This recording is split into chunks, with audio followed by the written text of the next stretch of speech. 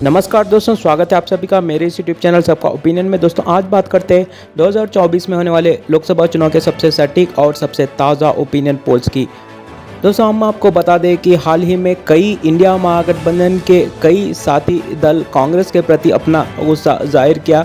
यहाँ पर कुछ हद तक इंडिया महागठबंधन में कुछ हद तक दरार बनती दिख रही है। ऐसे में दोस्तों हम आपको बताने वाले हैं कि अगर इंडिया महागठबंधन में से कई क्षेत्रीय दल अलग होकर अगर चुनाव लड़ेंगे तो किस गठबंधन की सरकार बन सकती है। क्या कांग्रेस अपने मजबूती के दम पर यहाँ पर सरकार बना सकती है या कई क्षेत्रीय दल का यहाँ पर इंडिया महागठबंधन से अलग होना भाजपा और उसके मित्र दल को ज़बरदस्त जीत दिला सकता है। क्या होगी इसकी परिणाम हम आपको बताने वाले हैं हमारे इस ओपिनियन पोल्स के माध्यम से। बने रहना अंत तक और आपकी क्या राय है ज़रूर बताना। दोस्तों सबसे पहले बात करते हैं उत्तर प्रदेश राज्य के 80 लोकसभा सीटों के लिहाज से। तो यहाँ पर भाजपा और उसके मित्र दल को 69 सीट मिलती दिख रही है। यहाँ पर भाजपा और उसके मित्र दल ज़बरदस्त जीत हासिल करती दिख रही है। वही कांग्रेस एक अकेली लड़कर सिर्फ 2 सीटों पर सिमटती दिख रही है। वही समाजवादी पार्टी यहाँ पर 7 सीट जीतती दिख रही है और बहुजन समाजवादी पार्टी को यहाँ पर 2 सीट मिलती दिख रही है। दोस्तों आपको बता दें कि अगर समाजवादी पार्टी अगर इंडिया महागठबंधन से बाहर हुई तो यहाँ पर बहुत ही बड़ा नुकसान होने वाला है यहाँ पर विपक्ष को, और भाजपा और उसके मित्र दल की ज़बरदस्त जीत बनने वाली है उत्तर प्रदेश राज्य में। दोस्तों अब बात करते हैं तमिलनाडु राज्य के 39 लोकसभा सीटें के। तो यहाँ पर कांग्रेस और उसके मित्र दल डीएमके मिलकर यहाँ पर 39 की 39 सीट जीतती दिख रही है। वही भाजपा और उसके मित्र दल 0 सीटों पर सिमटते दिख रहे हैं। वही अन्य को यहाँ पर 0 सीट मिलती दिख रही है। दोस्तों इसी के साथ इस ओपिनियन पोल्स में 119 लोकसभा सीटों का नतीजा आ चुका है, जिसमें मोदी जी की नेतृत्व वाली एनडीए 69 सीटों के साथ पहले नंबर पर चलती दिख रही है। वही कांग्रेस और उसके मित्र दल मिलकर यहाँ पर 41 सीट जीते दिख रहे हैं। वही अन्य को अभी तक 9 सीट मिलती दिख रही है। दोस्तों अब बात करते हैं केरल राज्य के 20 लोकसभा सीटें के। तो यहाँ पर कांग्रेस और उसके मित्र दल को यहाँ पर 12 सीट मिलती दिख रही है।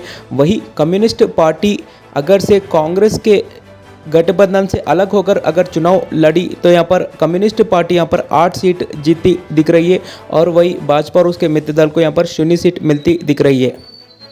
दोस्तों अब बात करते हैं कर्नाटक राज्य के 28 लोकसभा सीटें के। तो यहाँ पर भाजपा और उसके मित्र दल को 16 सीट मिलती दिख रही है। वही कांग्रेस प्लस को यहाँ पर 12 सीट मिलती दिख रही है। दोस्तों अब बात करते हैं बिहार राज्य के 40 लोकसभा सीटें के। तो यहाँ पर भाजपा और उसके मित्र दल को यहाँ पर 15 सीट मिलती दिख रही है। वही महागठबंधन जिसमें कांग्रेस, जेडीयू और आरजेडी शामिल है, इस महागठबंधन को यहाँ पर 25 सीट मिलती दिख रही है। वही अन्य को यहाँ पर 0 सीट मिलती दिख रही है। दोस्तों अभी तक इस ओपिनियन पोल्स में 207 सीटों का नतीजा आ चुका है, जिसमें मोदी जी की नेतृत्व वाली एनडीए 100 सीट जीतकर सबसे आगे है।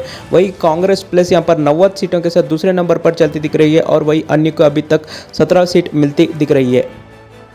दोस्तों अब बात करते हैं पश्चिम बंगाल राज्य के 42 लोकसभा सीटें के। तो यहाँ पर भाजपा और उसके मित्र दल को ज़बरदस्त फायदा मिल सकता है अगर से कांग्रेस, तृणमूल कांग्रेस और कम्युनिस्ट पार्टी इंडिया महागठबंधन से बाहर होकर अपने अकेले के दम पर अगर चुनाव लड़ेंगे तो। दोस्तों आपको बता दें कि यहाँ पर भाजपा और उसके मित्र दल 16 सीट जीत सकते हैं। वही कांग्रेस अगर अकेले अगर चुनाव लड़ी तो यहाँ पर सिर्फ 4 सीट जीत सकते हैं पश्चिम बंगाल राज्य में। वही तृणमूल कांग्रेस अगर अकेले चुनाव लड़ेगी तो यहाँ पर 22 सीट जीत सकते हैं।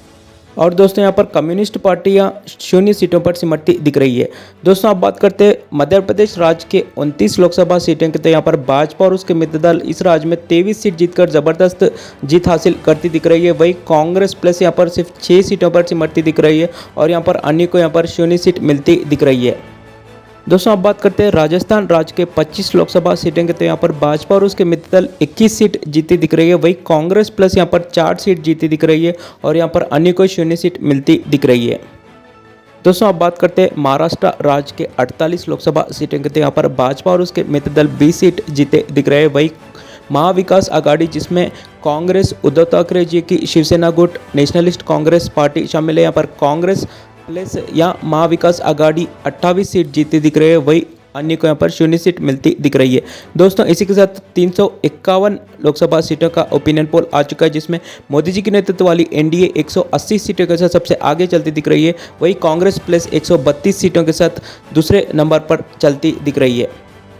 दोस्तों आप बात करते हैं गुजरात राज्य के 26 लोकसभा सीटें के, तो यहाँ पर भाजपा और उसके मित्र दल 26 की 26 सीट जीतकर जबरदस्त जीत हासिल करती दिख रही है। वही कांग्रेस 0 सीटों पर सिमटती दिख रही है।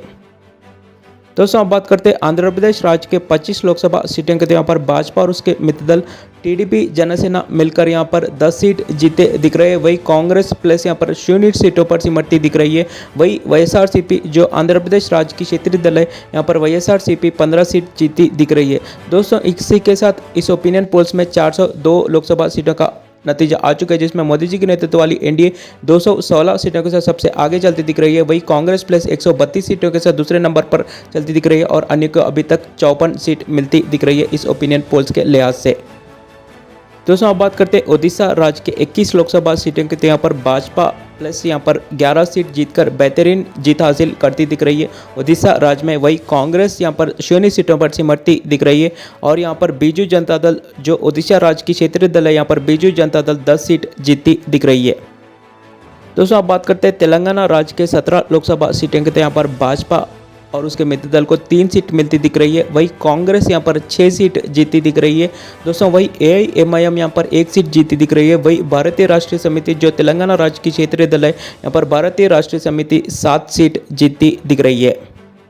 दोस्तों आप बात करते हैं हरियाणा राज्य के 10 लोकसभा सीटें के, तो यहाँ पर भाजपा और उसके मित्र दल को यहाँ पर 5 सीट मिलती दिख रही है। वही कांग्रेस और उसके मित्र दल को यहाँ पर 5 सीट मिलती दिख रही है हरियाणा राज्य में।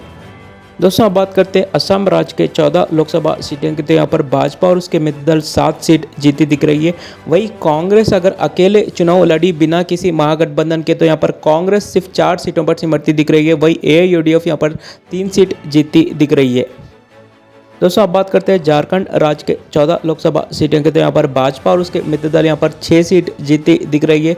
वही कांग्रेस और उसके मित्र दल यहाँ पर 8 सीट जीती दिख रही है। वही अन्य को यहाँ पर 0 सीट मिलती दिख रही है। दोस्तों अब बात करते हैं छत्तीसगढ़ राज्य के 11 लोकसभा सीटें की, तो यहाँ पर भाजपा और उसके मित्र दल 5 सीट जीती दिख रही है। वही कांग्रेस और उसके मित्र दल मिलकर यहाँ पर 6 सीट जीती दिख रही है और अन्य को यहाँ पर 0 सीट मिलती दिख रही है। दोस्तों इसी के साथ इस ओपिनियन पोल्स में पूरे 499 लोकसभा सीटों का नतीजा आ चुका है, जिसमें मोदी जी के नेतृत्व वाली एनडीए 253 सीटों के साथ सबसे आगे चलती दिख रही है। वही कांग्रेस प्लस यहाँ पर 161 सीटों के साथ लड़खड़ाती दिख रही है। वही अन्य को यहाँ पर 75 सीट मिलती दिख रही है अभी तक इस ओपिनियन पोल्स में। दोस्तों अब बात करते हैं दिल्ली राज्य के 7 लोकसभा सीटें की, तो यहाँ पर भाजपा और उसके मित्र दल 5 सीट जीत सकती है अगर कांग्रेस और आम आदमी पार्टी के बीच में अगर गठबंधन नहीं बना तो। दोस्तों यहाँ पर सीधे सीधे भाजपा को फायदा मिलता दिख रहा है अगर से कांग्रेस और आम आदमी पार्टी बिना किसी गठबंधन के यहाँ पर दिल्ली राज्य में चुनाव लड़ा जाए तो। दोस्तों वही कांग्रेस को 1 सीट मिलती दिख रही है और आम आदमी पार्टी को 1 सीट मिलती दिख रही है दिल्ली राज्य में। दोस्तों आप बात करते हैं जम्मू कश्मीर के 6 लोकसभा सीटें के, तो यहाँ पर भाजपा और उसके मित्र दल को 2 सीट मिलती दिख रही है। वही कांग्रेस प्लस को यहाँ पर 2 सीट मिलती दिख रही है। वही जम्मू नेशनल कॉन्फ्रेंस जो अगर इंडिया महागठबंधन से बाहर होकर अगर चुनाव अकेले लड़ी, तो यहाँ पर जम्मू नेशनल कॉन्फ्रेंस को यहाँ पर 2 सीट मिलती दिख रही है। दोस्तों आप बात करते हैं पंजाब राज्य के 13 लोकसभा सीटें के, तो यहाँ पर कांग्रेस अगर आम आदमी पार्टी से बिना किसी गठबंधन के चुनाव लड़ा जाए तो यहाँ पर कांग्रेस को यहाँ पर 6 सीट मिलती दिख रही है। वही आम आदमी पार्टी अपने अकेले के दम पर यहाँ पर 5 सीट जीत सकती है। वही भाजपा और उसके मित्र दल को यहाँ पर 2 सीट मिलती दिख रही है।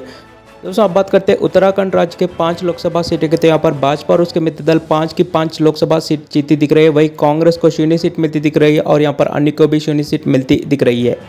दोस्तों आप बात करते हैं हिमाचल प्रदेश राज्य के 4 लोकसभा सीटें की, तो यहाँ पर भाजपा और उसके मित्र दल को 3 सीट मिलती दिख रही है। वही कांग्रेस प्लस को यहाँ पर 1 सीट मिलती दिख रही है। दोस्तों आप बात करते हैं त्रिपुरा राज्य के 2 लोकसभा सीटें की, तो यहाँ पर भाजपा को 2 की 2 सीट मिलती दिख रही है। वही गोवा राज्य के 2 सीटों की बात करते हैं, यहाँ पर भाजपा को 1 सीट और कांग्रेस को 1 सीट मिलती दिख रही है। दोस्तों इसी के साथ हमारे इस ओपिनियन पोल्स में 528 लोकसभा सीटों का नतीजा आ चुका है, जिसमें मोदी जी के नेतृत्व वाली एनडीए 273 सीटों के साथ बहुमत का आंकड़ा पार करती दिख रही है। वही कांग्रेस प्लस सिर्फ 172 सीट जीती दिख रही है और अन्य को 83 सीट मिलती दिख रही है अभी तक के इस ओपिनियन पोल्स में। दोस्तों आपको बता दें कि यहाँ पर मोदी जी के नेतृत्व वाली एनडीए गठबंधन यहाँ पर सरकार बना सकती है 273 सीट जीतकर अभी तक के इस ओपिनियन पोल्स में। दोस्तों आप बात करते हैं अरुणाचल प्रदेश राज्य के 2 लोकसभा सीटें के, तो यहाँ पर भाजपा को 1 सीट मिलती दिख रही है। वही कांग्रेस को भी यहाँ पर 1 सीट मिलती दिख रही है। वही मणिपुर राज्य के 2 लोकसभा सीटों की बात करते हैं, यहाँ पर भाजपा को 1 सीट और कांग्रेस को यहाँ पर 1 सीट मिलती दिख रही है। दोस्तों अब बात करते हैं दादर और दामन दिव की 2 सीटों की। तो यहाँ पर भाजपा को 1 सीट और कांग्रेस को 1 सीट मिलती दिख रही है। वही मेघालय की 2 सीटों की बात करें तो यहाँ पर कांग्रेस को 2 की 2 सीट मिलती दिख रही है। दोस्तों अब बात करते हैं सिक्किम की 1 सीट की। तो यहाँ पर कांग्रेस जीती दिख रही है। वही चंडीगढ़ की 1 सीट भाजपा के खाते में जाती दिख रही है। वही पुदुचेरी की 1 सीट कांग्रेस जीती दिख रही है। लक्षद्वीप की 1 सीट भी यहाँ पर कांग्रेस जीती दिख रही है। दोस्तों अब बात करते हैं नागालैंड की 1 सीट की। तो यहाँ पर कांग्रेस जीती दिख रही है। वही मिजोरम की 1 सीट भी कांग्रेस जीती दिख रही है। वही अंडमान निकोबार की 1 सीट की बात करें तो यहाँ पर भाजपा जीती दिख रही है। दोस्तों इसी के साथ इस ओपिनियन पोल्स में 543 लोकसभा सीटों का नतीजा आ चुका है, जिसमें मोदी जी के नेतृत्व वाली एनडीए 278 सीटों के साथ सरकार बनाती दिख रही है। अगर से इंडिया महागठबंधन में अगर फूट पड़कर अगर कांग्रेस अपने अकेले के दम पर अगर चुनाव लड़ी तो यहाँ पर कांग्रेस का बहुत बड़ा नुकसान बनता दिख रहा है। वही क्षेत्रीय दल अगर इंडिया महागठबंधन से बाहर होकर चुनाव लड़ेंगे तो यहाँ पर भाजपा की जबरदस्त जीत बनती दिख रही है। दोस्तों आपकी क्या राय है इस ओपिनियन पोस्ट में कमेंट बॉक्स में ज़रूर बताना। वीडियो अच्छा लगा तो लाइक करना और चैनल ज़रूर सब्सक्राइब करना। धन्यवाद दोस्तों।